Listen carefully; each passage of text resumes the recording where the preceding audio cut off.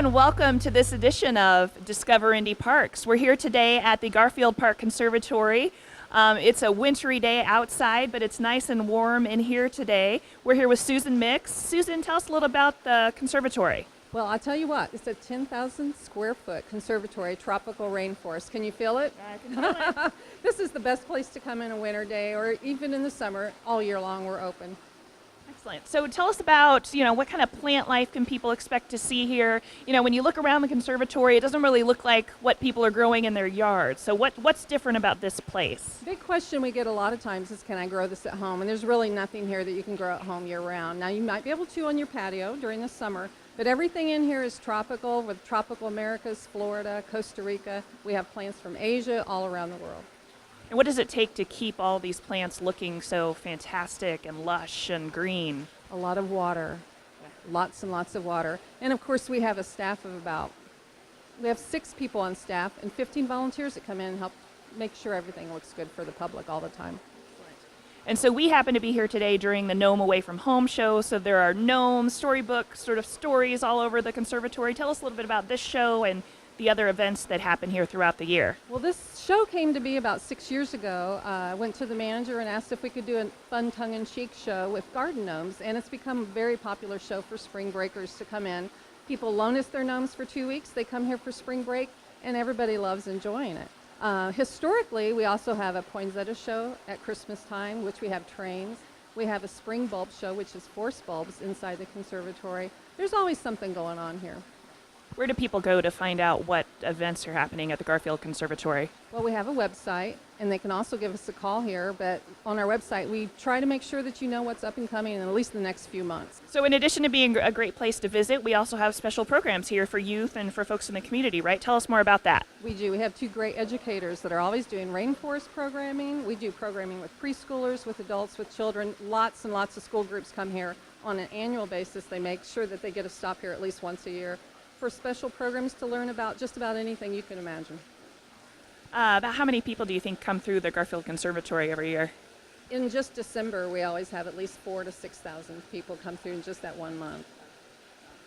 We haven't talked about, we're not filming this anytime near October, but one of my favorite events in Indy Parks is Ghoulish Garfield. Okay. So what happens here around Halloween? Well, at Halloween, we put out props all throughout the conservatory, and we like to do things for the community to make things affordable for them to be able to come and enjoy the conservatory. So props go out. We have a non-scary time where people can come in for 2 different days and enjoy the conservatory in a haunted way. And then we have lights out and scares on the floor to make sure everybody gets a good fright at Halloween time. I always tell everybody that I've been chased out of the Garfield Conservatory with a colleague wielding a chainsaw, but it was for Ghoulish Garfield, so it was fine. It was legit. Anything else you think people should know about this wonderful, beautiful place? Yeah, just don't come to stay inside. Head out to the Sunken Gardens. We have gorgeous fountains that go. Historically, the park was built in 1915, and George Kessler had a lot to do with the creation of Garfield Park Conservatory and the Sunken Gardens. And so it's a beautiful place to come. We have 12,000 annuals that we plant every year, 12,000 bulbs that we'll be able to enjoy around tax time.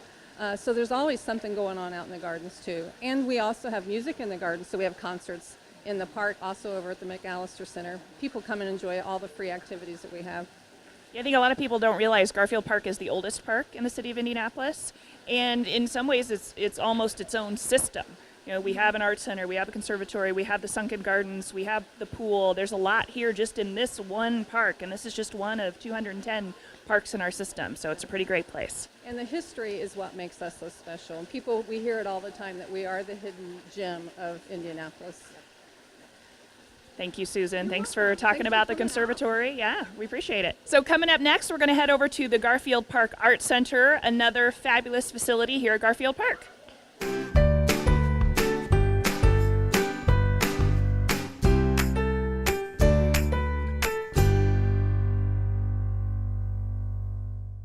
And welcome to the Garfield Park Arts Center. We're here today talking to manager Kavitha Mahoney, and she's going to tell us a little bit about what happens in this fabulous facility, again, in the wonderful Garfield Park on the near south side. Hello. Hi, Linda.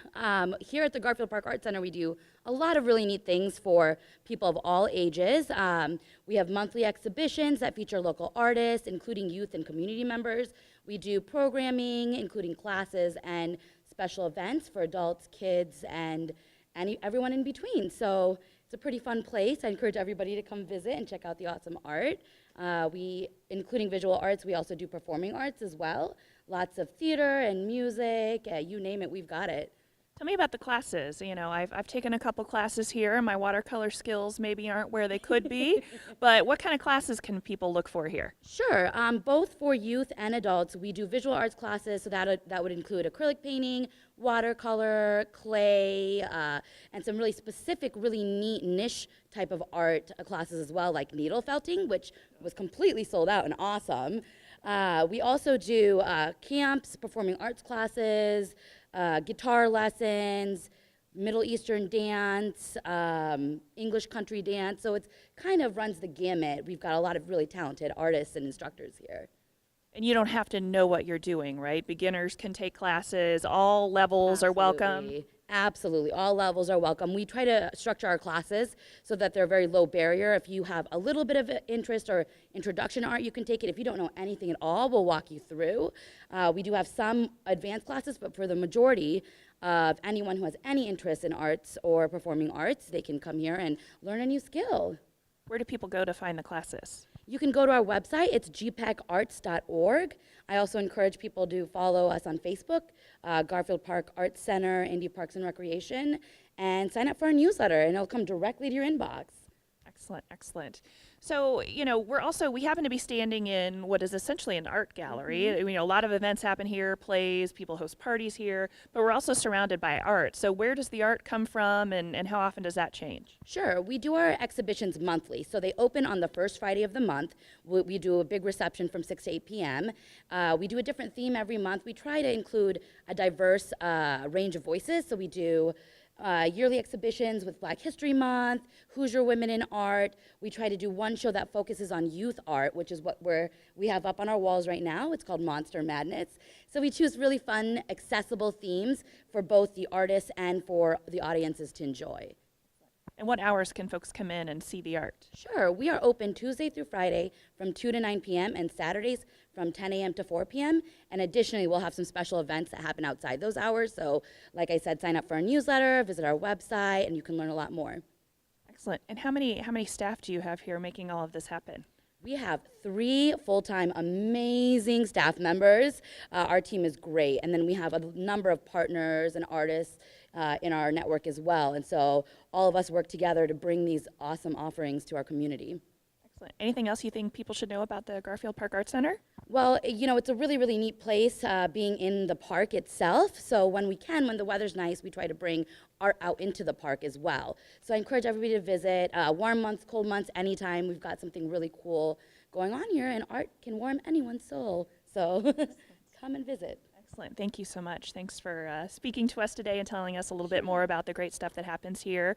And again, you know, we've just focused on 2 of the facilities here at fabulous Garfield Park, just south of downtown. It's a wonderful place, the oldest park in the city, part of the venerated Kessler system. So I encourage folks to come check out the many offerings, programs, amenities here at Garfield Park, and remember that every day is a great day in a park. Thank you.